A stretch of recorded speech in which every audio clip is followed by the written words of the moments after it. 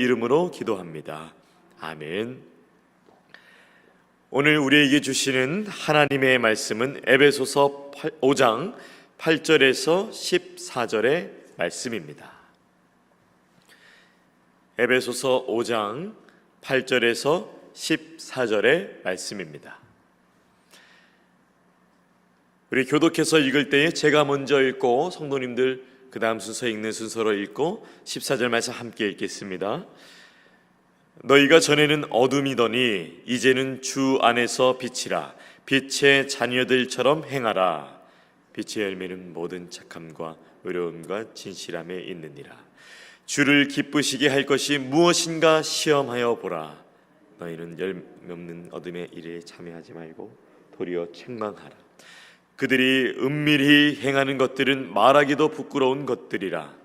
그러나 책망을 받는 모든 것은 빛으로 말미암아 드러나나니 드러나는 것마다 빛이니라. 다 함께 그러므로 이르기를 잠자는 자여 깨어서 죽은 자들 가운데서 일어나라. 그리스도께서 너에게 비추이시리라 하셨느니라. 아멘. 오늘 에베소서 5장 8절에서 14절의 말씀을 중심으로 빚진 삶을 넘어 빛된 삶으로 라는 제목으로 함께 은혜 나누기 원합니다. 빚진 삶을 넘어 빛된 삶으로. 오늘 본문에 보니까 바울이 두 가지를 대조하고 있습니다. 읽어서 아시겠지만 빛 그리고 어둠입니다. 당시 에베소 교회 성도들은 회심하고 예수님을 영접했음에도 불구하고 예수님을 믿기 전에 가졌던 그 습관들을 은밀하게 행했습니다. 참 바울의 입장에서는 속상한 일입니다. 바울이 3년 동안, 그러니까 사도행전 20장 31절에 살펴보면 3년 동안 얼마나 눈물 흘리며 양육하고 가르치고 함께 했었는데, 그런데 이 에베소 교회 소식을 바울이 들어보니까 예수님이 믿기 전에 했었던 그 성령님을 받기 전에 했었던, 말씀을 배우기 전에 했었던 그 세상의 일들을 은밀하게 행하고 있다는 소식을 바울이 들으니 참 얼마나 마음이 아팠을까요? 바울은 에베소 교회 성도들이 100% 순도 있는 성도로 자라나길 원했는데 그만 불순물이 섞이고 있다는 것을 알게 되었기 때문에 오늘 그래서 바울은 예수 믿기 전의 삶, 그 어둠을 버리고 다시 빛 가운데로 들어오라며 믿음 안에 권면하고 있습니다. 오늘 에베소 교회를 향한 사도 바울의 간절한 권면 속에서 하나님께서 또한 우리에게, 여러분에게 주시는 그 귀한 마음 알고 받고 또한 설교 이후에 기도하며 삶으로 나아가시는 그 축복된 삶이 되시기를 축원합니다. 저는 두 가지 영적 묵상, 아침 묵상을 묵상했는데요. 첫 번째 아침 묵상은 이것입니다. 빛의 자녀답게 살아가야 합니다. 빛의 자녀답게 살아가야 합니다. 8절부터 10절 말씀 이렇게 말씀합니다. 너희가 전에는 어둠이더니 이제는 주 안에서 빛이라. 빛의 자녀들처럼 행하라. 빛의 열매는 모든 착함과 의로움과 진실함에 있느니라. 주를 기쁘시게 할 것이 무엇인가 시험하여 보라. 8절에 바울은 너희가 전에는 어둠이었다고 말합니다. 이는 에베소 성도들의 우상과 연합하여서 불순종의 자녀로 살아갔을 때를 기억나게 하는 말입니다. 전에는 우상 숭배했고, 전에는 성적으로 부도덕했고, 전에는 거짓 가운데 속하였다는 것이죠. 그러나 이제는 빛이라는 것을 바울이 강조하고 있는 것입니다.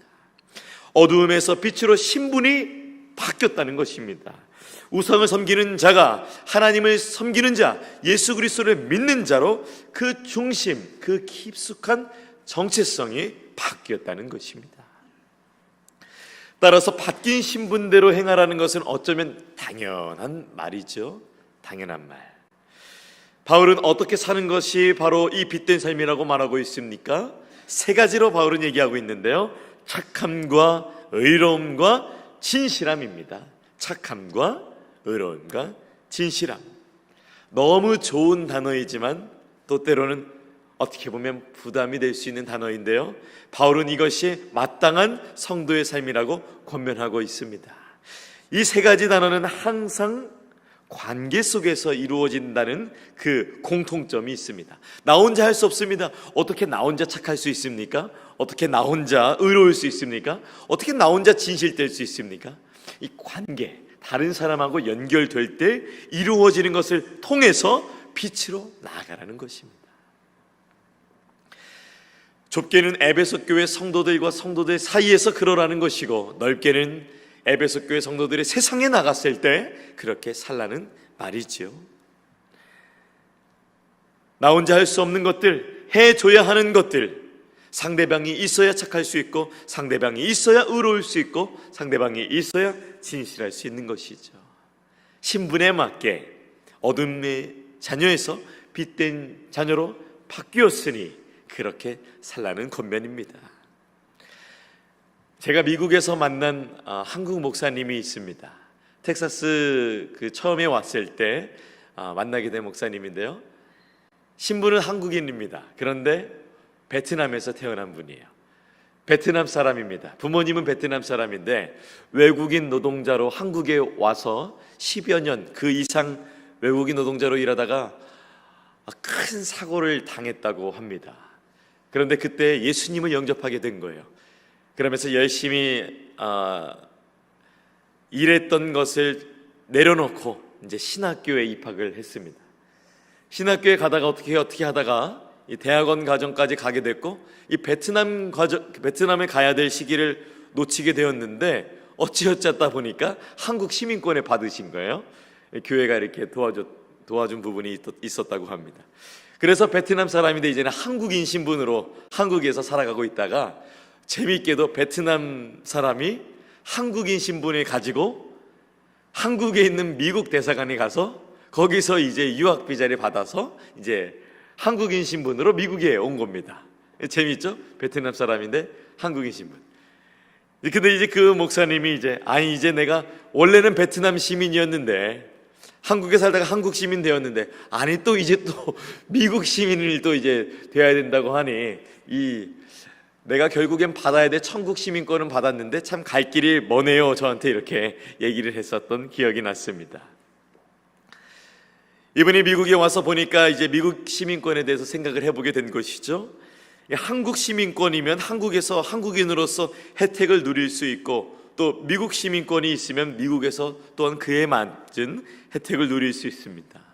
누구나 자신의 신분에 맞게, 자신이 갖고 있는 신분에 맞게 혜택을 누리며 그것을 그대로 그 신분에 맞게 행동을 하는 것을 볼 수가 있습니다. 미국의 시민권자들의 신분이 되었다는 것만으로도 그 혜택을 누리고 자랑스럽게 생각하고 행동하고 또 투표하는 분들이 계신데, 하물며 영원한 하나님의 나라의 자녀가 되었는데 우리가 어떻게 살아야겠습니까? 바울이 우리에게 사랑으로, 하나님이 바울을 통해서 권면해 주시는 것이죠. 더 영광스러운 신분으로 바뀌었으니 빛의 자녀로 착하고 의롭고 진실하게 사는 것은 힘든 것이 아니라 그 신분에 맞는 걸맞는 일이라고 오늘 말씀은 주 안에서 권면을 드리고 있습니다. 선택해야 될 문제가 아니라 당연한 문제라는 것입니다. 만약 빛의 열매를 맺는 일이 힘들다면 우리가 혹시 어둠 속에 있지는 않은지, 혹시 그것을 은밀한 중에 행하면서 그것을 짜릿한 기쁨, 그것으로 생각하고 있는지 않는지 우리의 삶을 말씀 안에서 점검해 보아야 할 것입니다. 오늘 말씀에서는 에베소 교회 성도들을 향해서 빛에 속한 자녀라고 말합니다. 그리고 오늘 본문은 여러분이 빛의 자녀라고 말씀해 주고 있습니다. 빛의 자녀에 반대되는 개념은 무엇일까요? 어둠에 있는 죄인들, 바로 오늘 본문에 나타난 것들에 반대되는 특징이 이제 어둠의 자녀들이 속하는 것이라 볼 수 있는데요, 악한 것, 사악한 것, 그리고 거짓된 것들을, 이게 반대되는 말입니다. 빛의 열매를 믿는 자들, 빛의 열매를 드러내는 자들은 하나님의 성품을 드러내는 것을 말합니다. 이 착함, 이 의로움, 그리고 이 진실함은 사실은 하나님의 성품이 삶으로 드러내는 것을 말합니다. 하나님의 성품을 드러내는 착함, 사람이 생각하는 착함 말고 하나님이 드러날 수 있는 착함, 사람이 할 수 있는 의로움 말고 하나님의 성품이 드러내는 그 의로움, 사람이 드러낼 수 있는 그 진실함을 넘어서서 내 안에는 예수 그리스도로 인하여서 드러낼 수 있는 그 진실함으로 살아가는 여러분이 되시기를 축복합니다. 그렇다면 우리가 빛의 자녀로서 살 수 있는 정말 강력한 그 이유는 무엇일까요?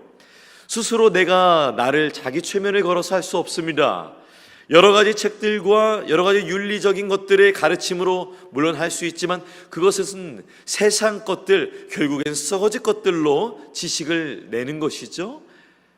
그러나 영원한 것, 값진 것, 어떻게 보면 오늘 설교처럼 빚진 삶을 넘어서 빚된 삶으로 나아가는 그 강력한 힘, 다시 말해서 십자가의 사랑으로 그 빚진 삶에서 더욱 나아가 복음의 빚된 삶으로 살아갈 수 있는 그 힘은 무엇일까요? 두 번째 아침 묵상으로 저는 이것을 묵상하게 되었습니다. 바로 이것입니다. 우리가 빛의 자녀로 살아갈 수 있는 이유, 강력한 힘은, 왜냐하면 그리스도께서 여러분에게 빛을 비춰주셨기 때문입니다. 그 빛이 비춰졌기 때문에 그 빛으로 인하여서 그렇게 살 수 있는 것입니다. 그러니 우리 안에서 나오는 것이 아니라 예수님이 주셨기 때문에, 하나님이 부어주셨기 때문에 우리가 나타낼 수 있는 것이죠. 12절부터 14절 말씀입니다. 그들이 은밀히 행하는 것들은 말하기도 부끄러운 것들이라. 그러나 책망을 받는 모든 것은 빛으로 말미암아 드러나나니 드러나는 것마다 빛이니라. 그러므로 이르시기를 잠자는 자여 깨어서 죽은 자들 가운데서 일어나라. 그리스도께서 너에게 비추이시리라 하셨느니라. 참 귀한 말씀입니다. 에베소 교회 성도들이 은밀하게 행하는 것들이 자세하게 언급되어 있지는 않습니다. 그런데 분명한 것은 당시에 에베소서 이 성경은 당시 예배 장소에 모여서 많은 성도님들이 모였을 때 읽혀졌습니다. 자세히 말하진 않았지만 오늘 말씀이 읽어지는 것들이 예수는 믿지만 은밀하게 행하는 것들을, 그 삶을 살고 있던 그 어둠 가운데 있었던 성도들에게는 깊은 찔림이 되었을 것입니다. 이 편지가, 이 성경이 읽어졌을 때 그 당시 믿음 안에 살고 있지 않고 이전의 행실로 살아가던 성도들의 마음은 아픈 것이 있었을 것입니다. 그러나 이것은 바울이 그들의 자존심을 상하게 하려고 한 말이 아닙니다. 오히려 그들의 믿음 안에서 자존심을 세우기 위해서, 돌이키게 하기 위해서 한 말이죠. 돌이킨 다음에 영적인 자존심이 다시 한번 주 안에서 회복될 일이기 때문에 바울은 그들의 사랑으로 다시 한번 품으면서 다시 예수 안에 들어오라고 귀한 초청의 메시지를 우리 주 안에서 보내고 있는 것입니다. 에베소 교회 성도들은 책망받을 만한 것들이 있었습니다. 그러나 책망을 두려워해서는 안 됐습니다. 왜냐하면 책망을 받아들인다면 다시 빛의 자녀의 삶으로 살아갈 수 있었기 때문입니다. 집에 어두운 방, 그 어두운 방에 불을 탁 켜면 방에 무엇이 보이는지 그 빛이 밝혀주죠. 어두운 옛 습관과 행실을 예수 그리스도의 빛으로 비춘다면 나의 행실이 몰아내어질 것입니다. 에베소 성도들은 기억해내야만 했습니다. 빛의 자녀로서의 부르심은, 이것은 나를 부끄럽게 하기 위함이 아니요 빛이 되게 하기 위함인 것을 말입니다. 그래서 바울은 주 안에서 권면합니다. 여전히 어둠과 타협하는 성도여, 깨어나라, 일어나라, 빛의 자녀의 삶으로 살아라 라며 권면하고 있습니다.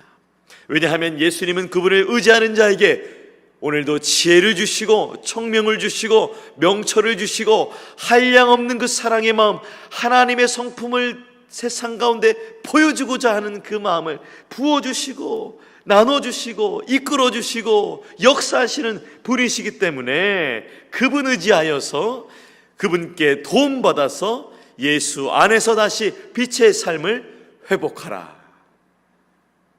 어쩌면 오늘날에 살고 있는 우리에게도 이 말씀은 정말 귀한 말씀인 줄로 믿으시기 바랍니다. 또한 바울 자신이 그러했지 않습니까? 얼마나 바울이 사울이었을 때 얼마나 악했습니까? 얼마나 못됐습니까? 그런 바울도 예수님께서 다메섹 그 땅에서 빛 비춰주셨기 때문에 하나님의 성품을 드러내며 평생을 살 수 있었던 것이 아니겠습니까? 지식적인 말처럼 오늘 말씀이 어쩌면 보일지 모르겠지만 오늘 말씀은 바울의 회심, 바울의 경험이 물씬 물들어 있는 진귀한 권면인 것입니다.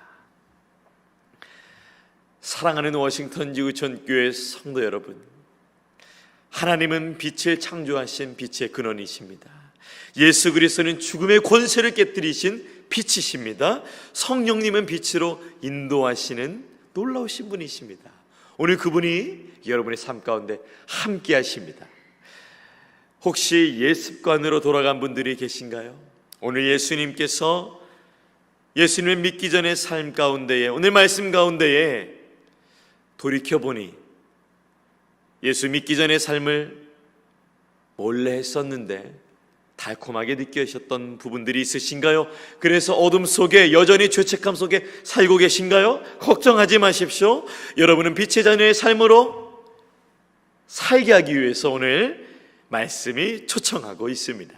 예수 그리스도께서 그분을 의지하는 자에게 에베소 교회 성도들에게도 함께 하셨다면 수천 년이 지났지만 오늘도 그분을 믿고 의지하고 바라보는 자에게도 함께 하시는 줄 믿으시기 바랍니다.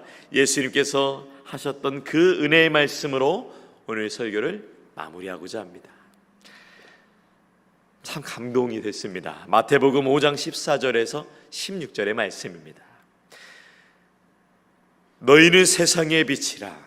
산 위에 있는 동네가 숨겨지지 못할 것이요 사람이 등불을 켜서 말 아래에 두지 아니하고 등경 위에 두나니 이러므로 집안 모든 사람에게 비치느니라. 이같이 너희 빛이 사람 앞에 비치게 하여 그들로 너희 착한 행실을 보고 하늘에 계신 너희 아버지께 영광을 돌리게 하라. 우리 주님의 말씀입니다. 우리 모두가 하나님을 뵐 그날에는 모든 것이 선명하게 드러날 것입니다.